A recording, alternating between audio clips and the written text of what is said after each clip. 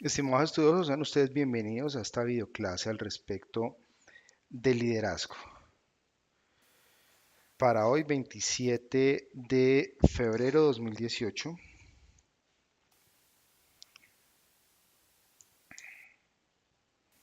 los invito a que todas las dudas, inquietudes o preguntas que surjan en el ejercicio sean, tengan un canal de comunicación y son las diferentes herramientas que al respecto tenemos en la plataforma, entiendas el chat, algún foro y o el correo electrónico. Estoy presto a solucionar todas las inquietudes que puedan llegar a tener eh, en función de su proceso. Bien, vamos a hablar al respecto de liderazgo y gobierno de procesos para hoy 27 de febrero de 2018. Las organizaciones exitosas tienen características en común que invitan a las demás a preguntar por qué esta empresa eh, muestra tan buenos indicadores y por qué, o por qué, más aún, por qué esos indicadores que son buenos son lectura clara de la supervivencia o del crecimiento de esta u otra compañía.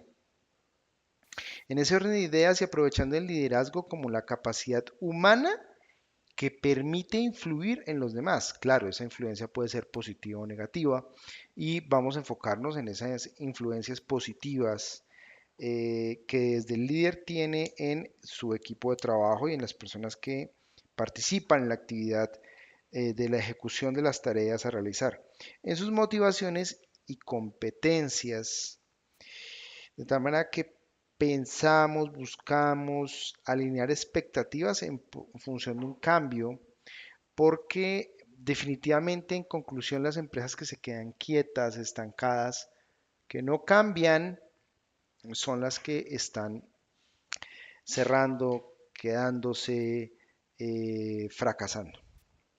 Hoy el cambio es el primer aliado del ejercicio, en función de crecer, de mantenerse, de continuar. Este cambio se orienta hacia una cultura organizacional que se reinventa, que cambia, que reaprende en función del cumplimiento de la promesa de valor al cliente, que es al final el objetivo fundamental de toda organización. ¿De acuerdo? Suena muy lindo el cumplimiento de la promesa de valor al cliente, pero en sí es o debe ser el principal aspecto que debe estar puesto en la camiseta de cada uno de nosotros y de nuestros colaboradores en los equipos de trabajo con los cuales vamos en función de permitir que eso sea cierto.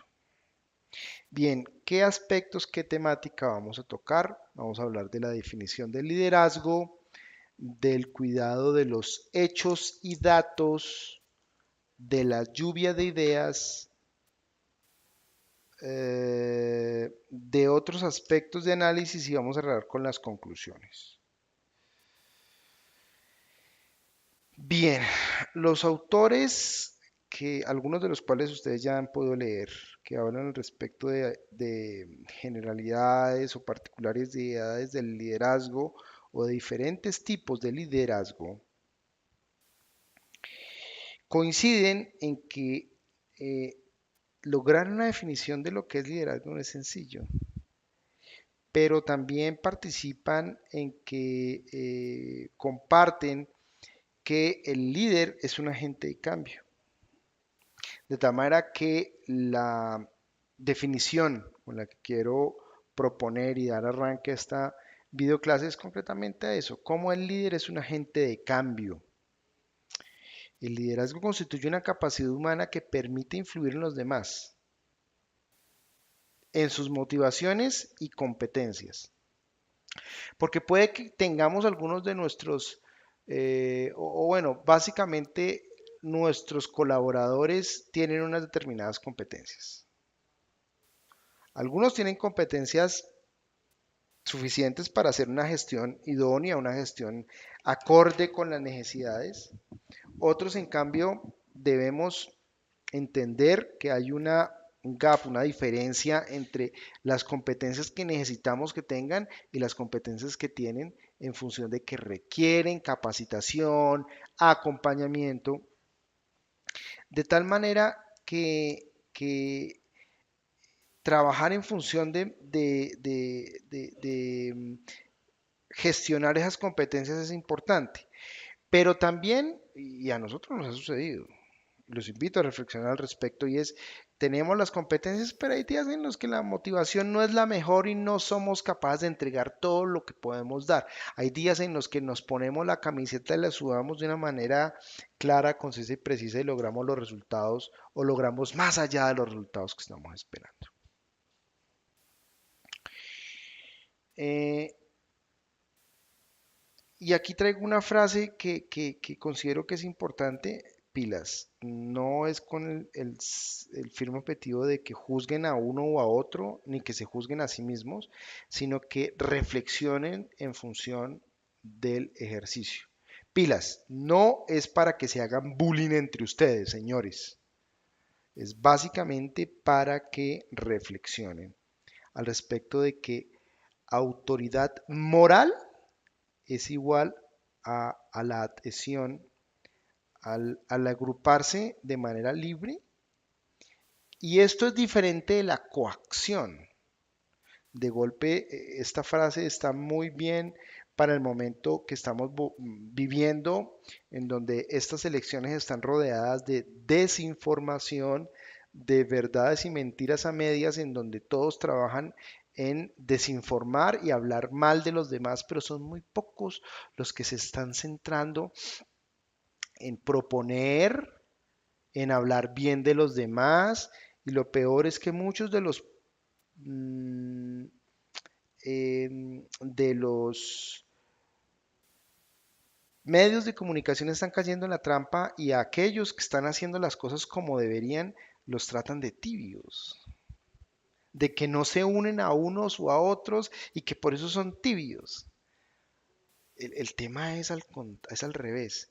¿Cómo somos capaces nosotros, ojalá también los medios de comunicación, de permitir que volvamos o que reaprendamos a trabajar en la autoridad moral en donde es igual, que esa autoridad moral corresponde a la adhesión en libertad y no a una coacción desde la mentira o verdades a medias, desde la desinformación? Bueno, pero el objetivo no es que veamos el aspecto político que estamos viviendo en el país, sino que antes y por el contrario nos sentemos en el día a día en la empresa. ¿Somos capaces nosotros de acordarnos de algunos de los jefes que anteriormente tuvimos y que trabajan con coacción? Es que si usted no entrega, yo le paso el memorando. Es que el límite ese es, no, no sé si tienen que trasnochar, no sé lo que tenga que hacer, no sé si tiene que dar más tiempo, pero necesito que se entregue esto. Es diferente a necesito su colaboración para que se pueda entregar, se pueda cumplir el plazo en función de que esto afecta el área o la compañía o el contrato, etcétera, pero más a una manera de invitación, de, de una invitación que genere motivación. Y es como lo que hablábamos hace un instante. Puede que yo tenga las competencias para hacer algo, pero cuando estoy motivado soy capaz de dar de ir más allá.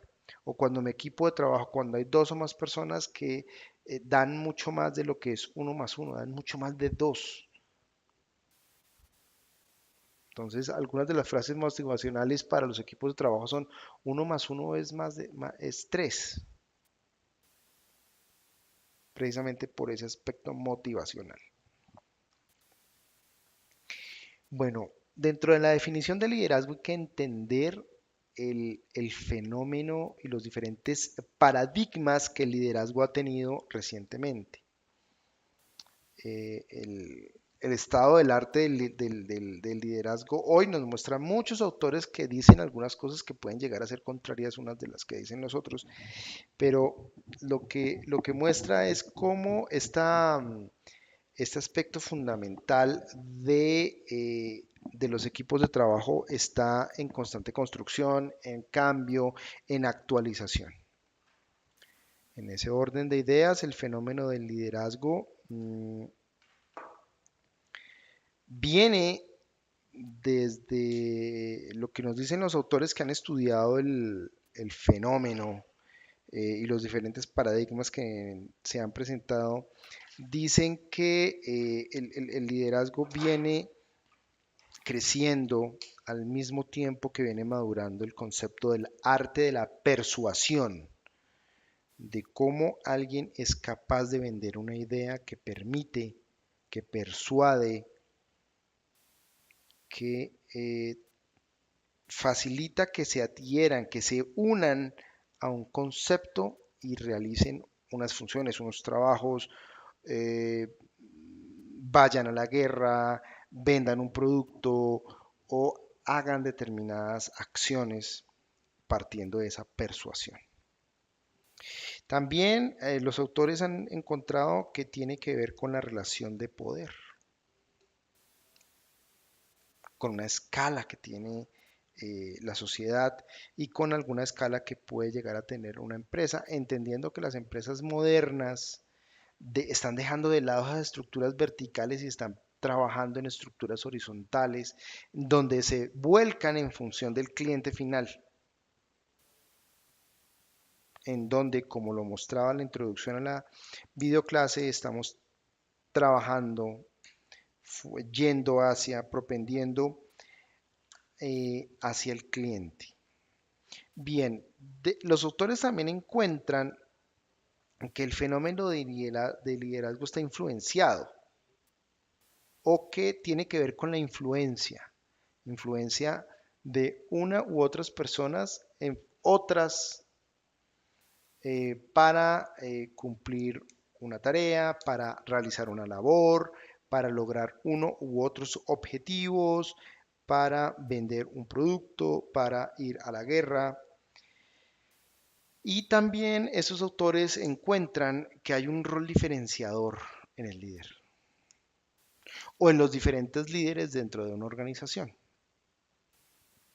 De tal manera que nos vamos a atrever a afrontar algunas características que diferencian unos líderes de otros, que van a permitir que nos hagamos la autorreflexión en el sentido de entender qué tipo de líder soy, qué tipo de líder quiero ser y qué me hace falta para llegar hasta ese punto. ¿De acuerdo? Sigamos adelante. Uno de los primeros autores mm, más o menos actuales que están mostrando los paradigmas modernos en torno al liderazgo, al fenómeno del liderazgo, es Bass, que en 1985 determinó que el liderazgo es un fenómeno universal que corresponde a un intento de influencia personal que se dirige a través de un proceso de comunicación con el fin de alcanzar una serie de metas u objetivos, que tiene que tomar múltiples decisiones y que no hay ninguna que se imponga al resto. Se puede sintetizar, se puede resumir dentro de los aspectos más relevantes del liderazgo, que son la suma de procesos más el carácter de querer hacer esos procesos.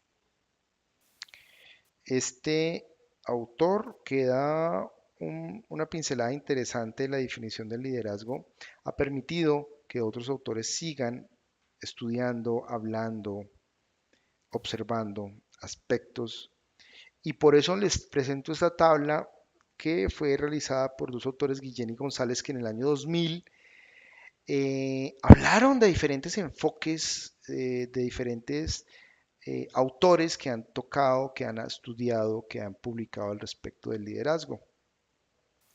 Entonces encontramos que hacia 1900, entre 1900 y 1945, miren ustedes que había un grupo heterogéneo de diferentes autores liderados, o bueno, les cuento acá de uno que se llama Stoddil, que en 1948 publicó al respecto de la personalidad del líder, solucionando inquietudes respecto de quién es el líder y qué tipo de persona es ese líder, de tal manera que se enfocó en los rasgos de lo que en su momento se denominaba un líder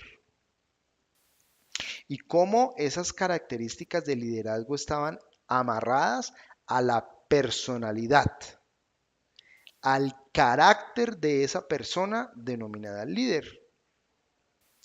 Mientras que otros autores como House, Trice y Bayer, Conger y Canungio para el 1988 hablaron del liderazgo carismático.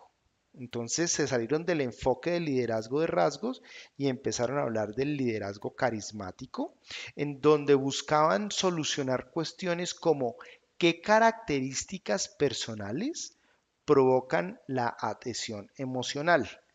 ¿Cómo soy capaz de convencer a otras personas de que se unan emocionalmente a una idea, a un trabajo, a realizar unas funciones? Entonces, noten ustedes que después de 1945 ya hubo una diferenciación desde el enfoque de rasgos a hablar del enfoque carismático. Pero sigamos, sigamos.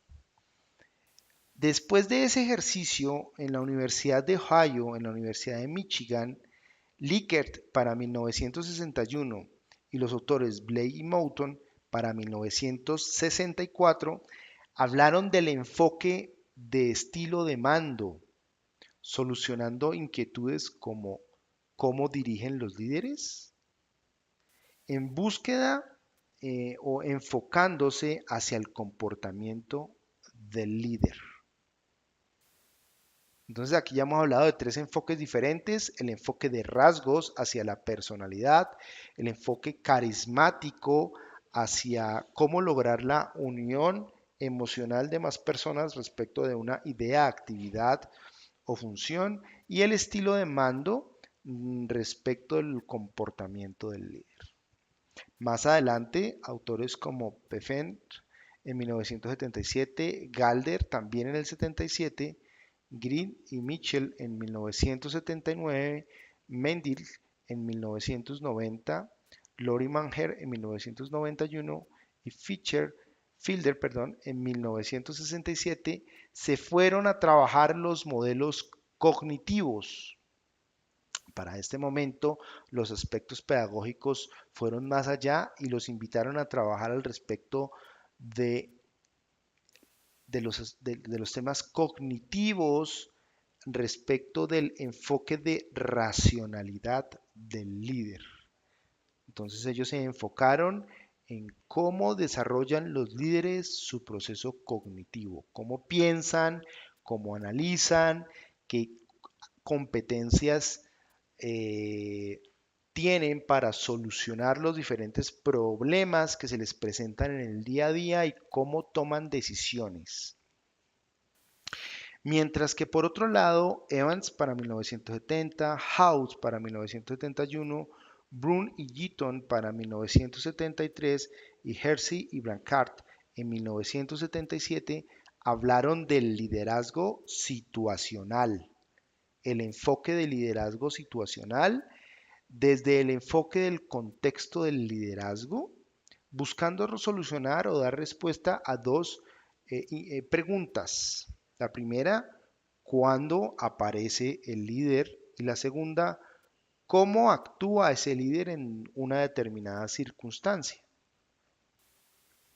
Bien, más adelante, Green en 1976 y este mismo Green con Kachman en 1975 hablaron del liderazgo transaccional, que busca básicamente el enfoque respecto del proceso de transacción del líder y su seguidor o seguidores, buscando solucionar la incógnita al respecto de qué pueden obtener las partes relacionadas en el intercambio, el do-os-head.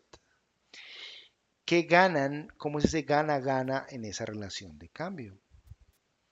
Más adelante, Burns para 1978, Bass para el 85, Benis y Nanus para el 85, Tinky y Danava para el 86, Carson y Perregue en el 95 y Pawar e Eastman en el 97 hablaron del liderazgo transformacional, que está enfocado hacia el proceso de la influencia líder-seguidor y que busca solucionar cómo transforman los líderes las aptitudes y las actitudes de los seguidores. Entonces encontramos dos términos básicos que hay que entender, la aptitud y la actitud. Mientras que Dupree en el 89, Greenleaf en el 70 y en el 77, Pollard en el 96, Sench en el 90 y en el 97 y Spurs en el 95 y 98, ya nos ponen a hablar del liderazgo servidor, respecto de cómo es el proceso de servicio del líder y su seguidor o seguidores, solucionando la inquietud al respecto de por qué la actitud de servicio del líder genera adhesión, unión, participación del seguidor o seguidores. Bien, a continuación vamos a hablar entonces de los estilos de liderazgo, ítem número 2, y nos vamos a basar en la propuesta de las definiciones aportadas por el profesor Aurelio Villa, profesor de la Universidad de Deusto, quien dice que hay tres estilos, hoy por hoy hablamos de tres estilos diferentes de liderazgo. Como lo vimos hace un instante en la tabla que estudiamos, vamos a hablar del estilo transaccional, del estilo laissez-faire o de no liderazgo y del estilo transformacional. Entendiendo que el estilo transaccional busca la aceptación mediante acuerdos o transacciones. Busca un gana-gana dentro de la relación líder-seguidor, líder-seguidores. Por otro lado, está el liderazgo transformacional, que busca aumentar la conciencia, madurez y motivación del equipo, animándolo a ir más allá de sus propios intereses, a ir más allá del bien común del grupo. Algunos hablan del liderazgo transformacional como el típico liderazgo de los entrenadores. También está el tipo de no liderazgo o el laissez-faire, en donde el líder evita tomar cualquier iniciativa o decisión. Es claro que el estilo laissez-faire se caracteriza porque, primero, es indeciso, no se compromete, no participa, está de lado, se inhibe cuando lo necesitan, se muestra reacio a asumir la responsabilidad, considera que la mejor forma de liderazgo es el mínimo liderazgo posible y su presencia apenas surte efecto en sus colaboradores. Vea usted que este estilo de liderazgo es importante para entender o para estudiar otros tipos de liderazgo, pero como lo veremos ahora, es interesante entender qué pasa con este tipo de líderes. Son los que están al lado de donde se marca la tarjeta a la hora de ingreso y llega tarde el colaborador y lo saluda, ¿qué hubo, hermano? ¿Qué más? Pero no pasó nada, ¿ok? Entendamos cómo es el comportamiento típico de este estilo de liderazgo. Sí, queda claro que evita comprometerse con los temas, no evidencia ningún interés en la consecución de los resultados, se abstiene de intervenir, de participar, no sigue el curso de la acción, no se da ni por enterado si vamos adelantados en el tiempo o atrasados respecto de una tarea, objetivo o misión. Evita ante todo la toma de decisiones, no participa en la toma de las mismas, no se responsabiliza, pero por otro lado entrega sus responsabilidades a otros. Una cosa es entregar las tareas en función de cumplir un objetivo y otra cosa es abdicar sus responsabilidades, poner sus responsabilidades en los zapatos de otros. Desviar la atención de las opciones difíciles, evita la toma de posiciones, deja que los demás hagan lo que quieran.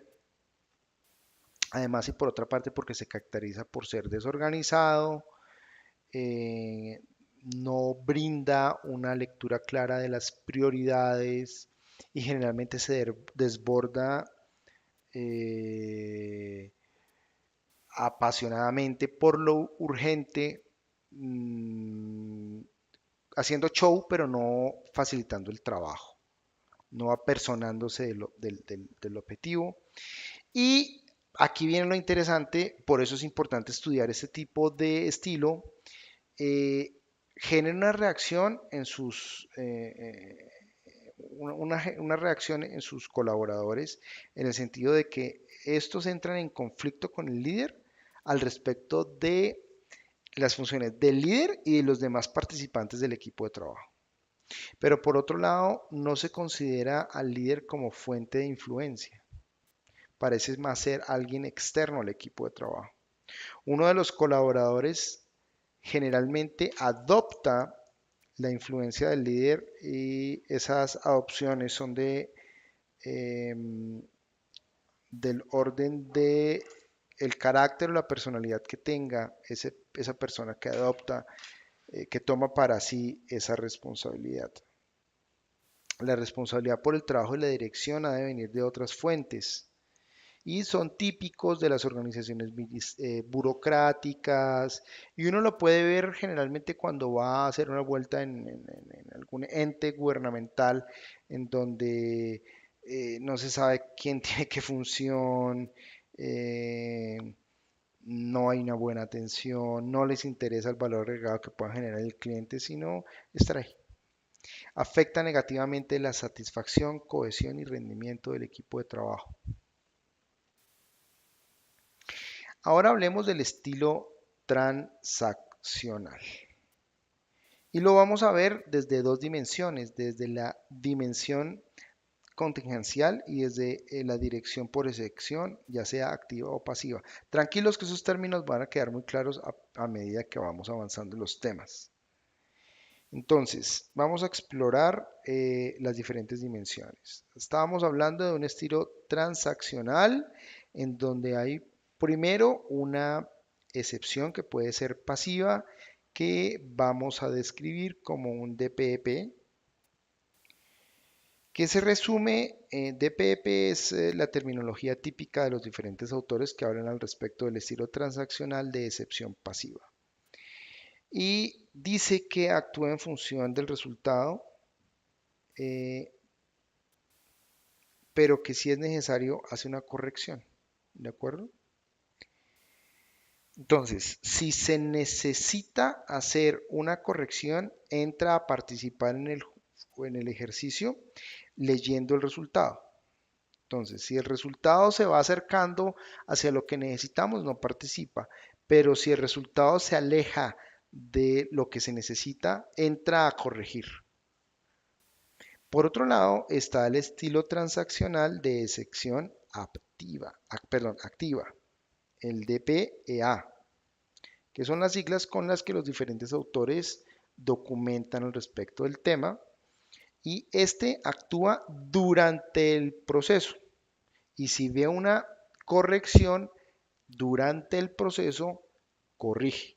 O sea, el anterior, en la excepción pasiva, estamos hablando de que el líder está en función del resultado para entrar a corregir o para no intervenir. Mientras que en la excepción activa, vamos en función del proceso, pero apenas se observa una desviación, se entra a participar en el ejercicio. Bien, entonces, estamos hablando de la excepción pasiva y necesito que recordemos muy claramente los términos, las letras DP, EP y estamos también hablando de la excepción activa con las letras DPA, perdón, DPEA. Entonces, avancemos. Vamos a analizar de una manera más detenida el estilo transaccional pasivo, DPAP. Entonces, para buena parte de los autores se tiene un control ineficaz porque vamos exclusivamente en función del resultado y hay casos en donde el resultado pues se da luego de la acción, luego de la función, luego de realizar la tarea y ya no hay opción de hacer corrección. En ese sentido es que se denomina como un control ineficaz. Y tiene el término, se describe como pasivo, como una excepción pasiva, porque actúa en base al resultado. Típicos comportamientos de este tipo, de este estilo de liderazgo. Emplea su energía en mantener el status quo, o sea, el status quo, yo soy el jefe, yo soy el líder, véanme, aquí estoy. Ese es su desgaste más importante. Claro, espera que ocurran los problemas para llegar a solucionar, para llegar a enderezar o para decir fue culpa de uno u otro porque ya no hay manera de solucionar el tema. Está atento a las equivocaciones y a mostrarlas de manera muy clara y generalmente comete el error de mostrarlas en público. Vigila con cuidado las infracciones contra las reglas, por supuesto se sabe el reglamento de arriba para abajo y de abajo para arriba.